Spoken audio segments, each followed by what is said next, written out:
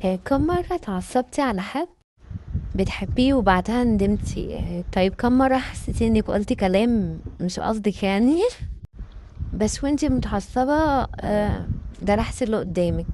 النهاردة هنتكلم عن ازاي نبطل عصبية ونتحكم في حدود افعالنا. اول حاجة عايزة اكلمكم عليها، دي اصلا بنكون عصبيين، هي العصبية مش بتطلع فجأة ولا حاجة، لا دي بيكون وراها اسباب. أول سبب وأهم سبب من الأسباب دي ضغط نفسي، ممكن يكون من الشغل، من البيت، المسؤولية اللي موجودة علينا. تاني حاجة قلة النوم، جسمك لما بيكون مرهق بيتعبك و... وانتي ما بتبقيش مركزة، فممكن تقولي أي كلام.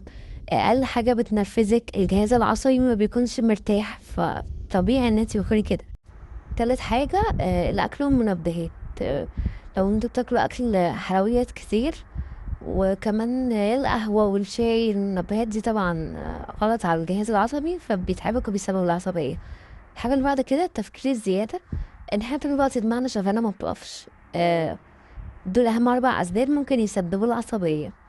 لو عرفنا السبب يبقى نفس مشكلتنا اتحلت، دي كده أهم حاجة. طيب أنا رغيت كتير قوي، عايزة أقول لكم حلول. نعمل ايه وقت ما نحس اننا هنتعصب؟ أول حاجة حاولي بينك وبين نفسك كده، عدي من 1 ل5. لازم تحاولي كده بينك وبين نفسك تجربي. انا عارفه ان اللي بقوله ممكن يكون صعب في وقت العصبيه، بس انت حاولي تجربيه مع نفسك وتفكري وتبقي عارفه ان احنا فينا العيب ده، وتحاولي ان انت تبذلي مجهود علشان تغيري. فادي من 1 ل10 قبل ما تردي او قبل ما يحصل اي موقف وتاخدي رياكشن. تاني حاجه نتنفس كويس ونوصل الاكسجين للمخ عشان نعرف نفكر. تاخدي شهيق وزفير بس بالراحة، تاخديهم شهيق وزفير عميق، ده بيخدع المخ اصلا ان احنا لازم نهدى. فدي تريك كده ممكن نعملها. تالت حاجة ممكن نسيب المكان اللي فيه المشكلة نص دقيقة او حاجة. حاولي ان انت تكتبي كل حاجة انت حاسة بيها، اكتبي مشاعرك. حاولي ان انت ما تتجاهليهاش، عشان ده مع الوقت بيعمل لنا ترومات وحاجات بنقعد نعاني بيها سنين ما بنبقاش عارفين سببها ايه. فانت لو متضايقه مثلا من شخص معين، اكتبي جواكي، اكتبي اللي جواكي يعني في ورقه، وحاولي انت ما تخبيش اي حاجه جواكي، وخلي جواكي على طول فاضي ونضيف. اقول لكم برضه كام حاجه ممكن تاني نعملهم عشان تقلل العصبيه على المدى البعيد، مش الوقت اللي بيبقى فيه مشكله بقى. الرياضه اول واهم حاجه نحاول ان احنا نعملها. ممكن حتى لو 10 دقايق، انا عارفه ان انتي ممكن ما يكونش عنده وقت من الولاد والبيت والمسؤوليات اللي وراكي، بس حتى لو هنمشي 10 دقايق بس، مش اكتر من كده. وتاني حاجه حاولي ان انتي تريحي جسمك، ننام نوم كافي. حاولي تنامي الوقت بتاعك يكون بالليل، ده يكون افضل، طبعا جسمك محتاج يرتاح. الاكل تالت حاجه طبعا واهم حاجه.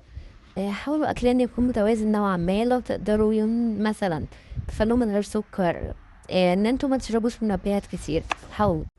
رابع حاجة خلي وقت لنفسنا، ان احنا نعمل وقت لنفسنا، نفكر فيه مع نفسنا، نعمل ماسك، نقرا كتاب، نعمل اي حاجة احنا بنحبها. خامس حاجة الصلاة والتأمل.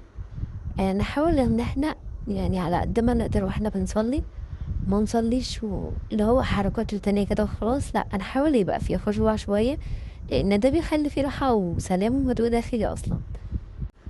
انا كده كلمتكوا على العصبية بس ده بشكل عام، ومع اي حد.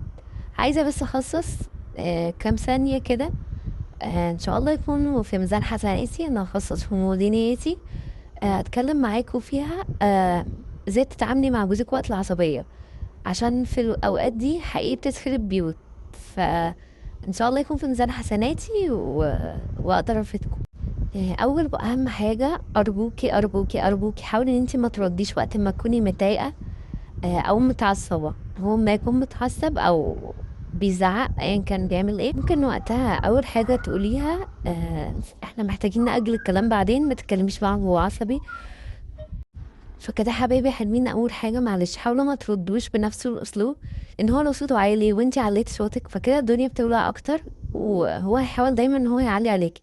فانتي اهدي كده وخدي نفس، وزي ما قلنا هنفكر كده ونعد من 1 ل10، ونشوف احنا اللي هنقوله ده ينفع ان هو يتقال وما يعملش مشكلة ولا هيعدي الموضوع. تاني حاجة تختاري وقت الكلام، يعني مش هيكون متعصب هو على اخره وانت بتحاولي تناقشيه وتقولي ينفع وما ينفعش، لا هو منفعل اصلا ودانه دي مقطوعة مش بيسمع. فلما يهدى انت ممكن تتكلمي بالراحة. تالت حاجة، حاولي ان انت تعرفي هو اصلا متعصب ليه. هو متعصب بسبب مشكلة بينك، او مثلا ممكن تحصل يوم ايه هو جاي من الشغل، مفيش اي حاجة، تلاقيه ده مرة واحدة الدنيا ولعت حريقة. طب هو على فكرة سبب العصبية دي ساعات يبقى مش منك انت اصلا، من الشغل، او ممكن اي مشكلة حاصلة معاه بره، حد من صحابه عنده مشكلة هو اتضايق عشانه. اعرفي الاول سببها، ان هو ممكن يجي بره جاي متضايق، وانتي مثلا تشدي معاه على حاجة مصاريف، على اي حاجة موجودة في البيت، اتخانقتوا حاجة بسيطة عبيطة كده، تقوم خناقة كبيرة، واصلا ما فيش سبب من ناحيتك. فانت حاولي تكوني ذكية في الوقت ده. وانس ان هو جه ولقيتي ان هو مش متظبط، او حاسه ان هو مش على مش طبيعته، او على غير عادته يعني، حاولي ان انت ما تخلقيش مشكله. مش مثلا حطيتها الاكل، طب ايه رايك في الاكل؟ لا خلاص هو ياكل وخلاص، عملتي حلو. طب ايه رايك في الحلو ده؟ لا ما تقوليش. بجد حاولي وقت ما انت تكوني متضايقة او متعصبة ما ترديش في اي حاجة او اي مشكلة موجودة في حياتك. آه، حاولي لو عرفتي ان انت تأجلي الكلام اللي بعد كده، بدل ما تخسري اللي قدامك. لو عايزة تحافظي على اللي قدامك حاولي تعملي كده. افتكري بقى كمان ان العصبية هتخسرنا حاجات كتير قوي قوي قوي. اول واهم حاجة بتخسرنا الاحترام بينا وبين بعض، لان ممكن يكون بعد العصبية في كلام مش لطيف، يبقى في تطاول. الحاجة اللي بعد كده ممكن تخسرنا علاقاتنا أصلا بصحابنا، بقرايبنا، بأهلنا. فمش هنحب كده. حاجة كمان هتخسرك انت كمان لنفسك، الراحة النفسية بتاعتك. فبجد تفتكري كم مرة طلعتي خسرانة من مناقشة بسبب عصبيتك؟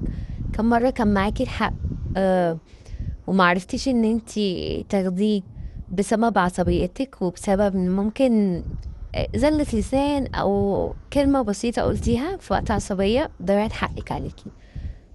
هي الكلمة زي ما بيقولوا ممكن تقوم حرب.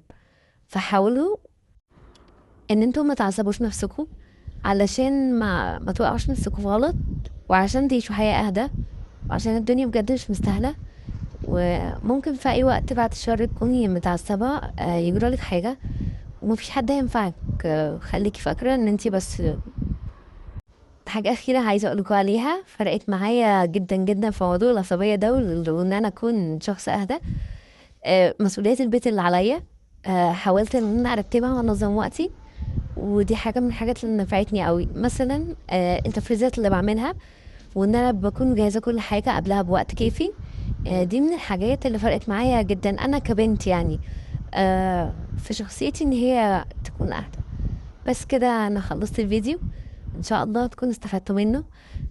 ولو حابين نتكلم عن اي موضوع قولوا لي في الكومنتات. ما تنسوش تعملوا لايك لو الفيديو عجبكم، وشيروه مع حبايبكم.